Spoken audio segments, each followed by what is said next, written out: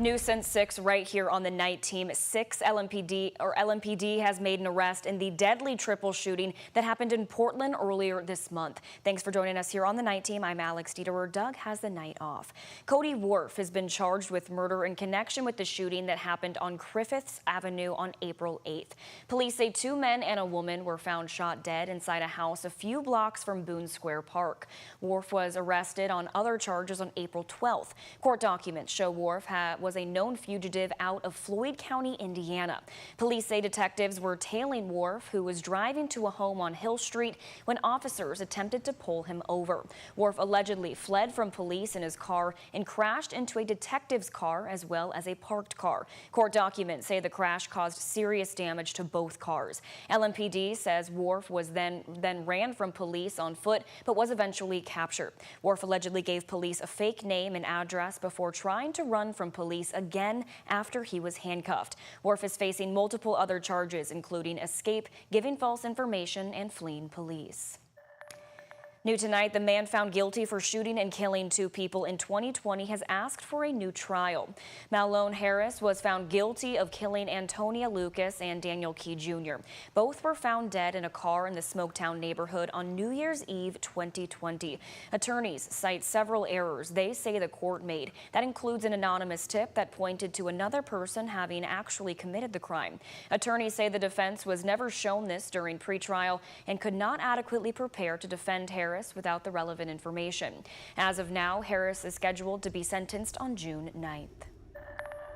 The city of Jeffersonville is taking drastic measures in an effort to cut costs as Senate Bill 1 is about to go into effect. The Indiana legislature passed the bill that would cut property taxes, especially for business owners. However, the mayor says that's where the city gets most of its money. WHAS11 Night Team's Clarice Shaley shows us how the new bill is impacting towns and business owners. Taylor's Cereal Bowl Kitchen on Spring Street in Jeffersonville, Indiana. It's one of the many business ventures for Marshall Pence. I just really believe in this area, Jeffersonville. Soon Pence will be able to keep more of the money he gets from his businesses. Indiana's Senate Bill 1 has been signed by Governor Braun, cutting property taxes for residents with the biggest cut for businesses. I think it'll save everybody a lot of money that we can then put back into the community. It sets a new cap for when business owners have to pay taxes. Previous state law caps the minimum at $80,000. This has been changed to a minimum of $2 million. While Senate Bill 1 will put money back in the pockets of business owners and residents, it's got Jeffersonville's mayor concerned, and that's why he's setting spending guidelines. The impact on this is significant. As the city aims to mitigate the loss of taxpayer dollars used for schools, libraries, emergency services, and road maintenance, they're freezing hiring, putting all city finances under review, and requiring approval for big purchases and travel. My hope is, in time, the state legislature maybe takes a second look. I have a feeling they're going to go back to their home counties and towns, and they're going to see the devastation that's been created. City Council President Evan Stoner is optimistic, though. A portion of the bill allows localities to set their own tax rate for services. I think we should be able to go to constituents and go to voters and say, this is the issue at hand. We're struggling to pay XYZ. While cities are closing their purses, business owners are hoping the investment will end up back in the community. In Jeffersonville, Clarice Shaley, WHAS 11 Night Team, on your side. And we're learning it's not just Jeffersonville. Charlestown, Indiana's mayor told us tonight they've been watching their spending for months. There's no telling right now how much income tax will be taken out of local government's revenue. Localities are waiting on the fiscal impact analysis to see how much as they inch closer to budget season.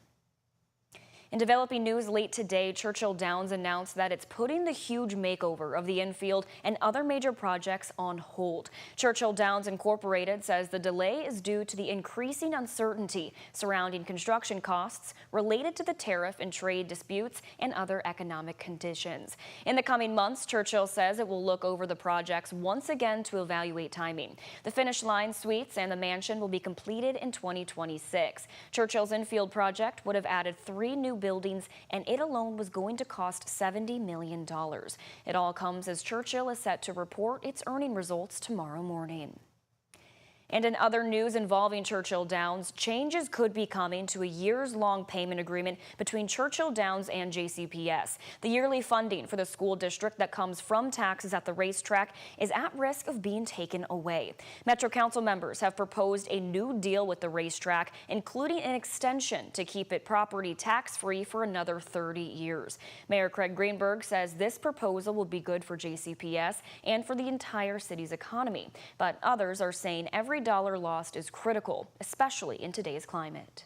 We sit in a context right now where public education is under attack.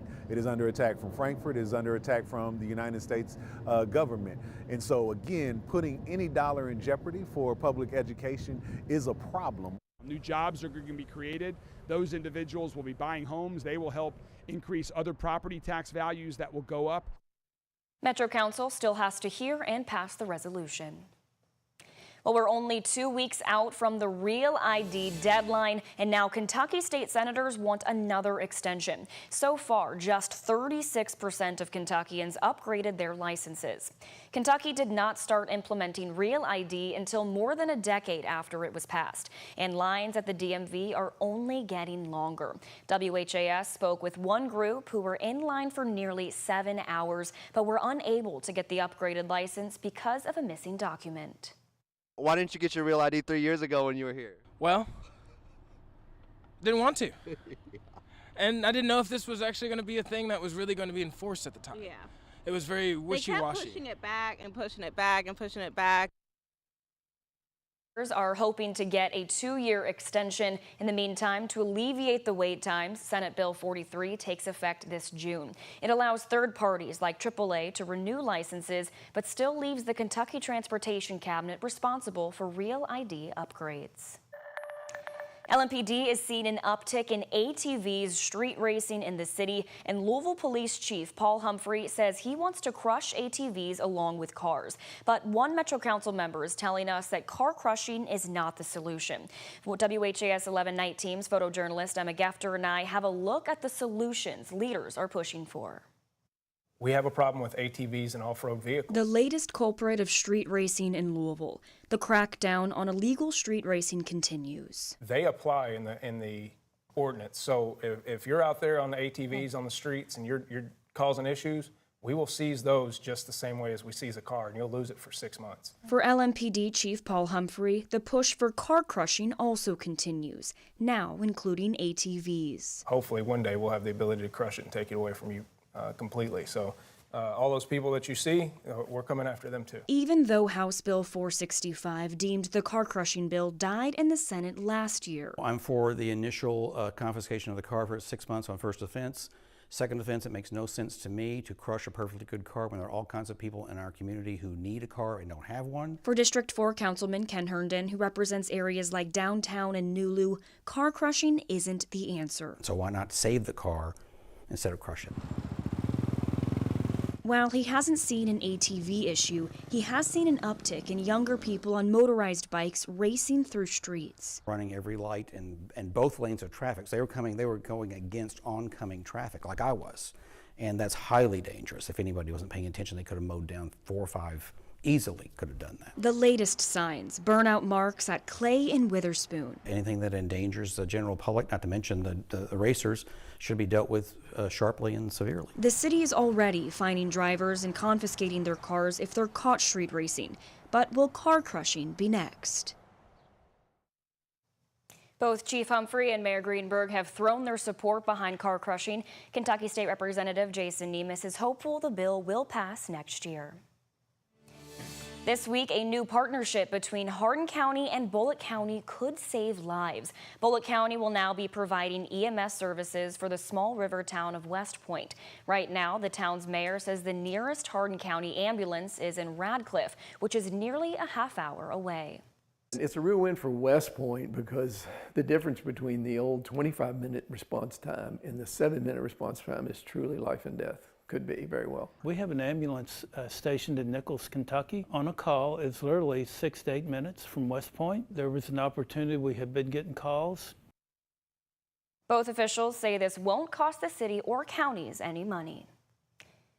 Newly appointed U of L President Jerry Bradley was the key speaker at this year's 2025 Summit for Inclusive Excellence. The event aims to create new and diverse partnerships between the university and community partners. Tonight, in his speech, Bradley emphasized the university's success hinges on the community. Because on your own, it's impossible to do things. But together, it's amazing when you bring folks together what you can accomplish. And I think, this is kind of really epitomizes what this event has been about. 4%. Last week, Bradley announced the university would be moving away from diversity, equity, and inclusion programs to keep in line with federal and state laws.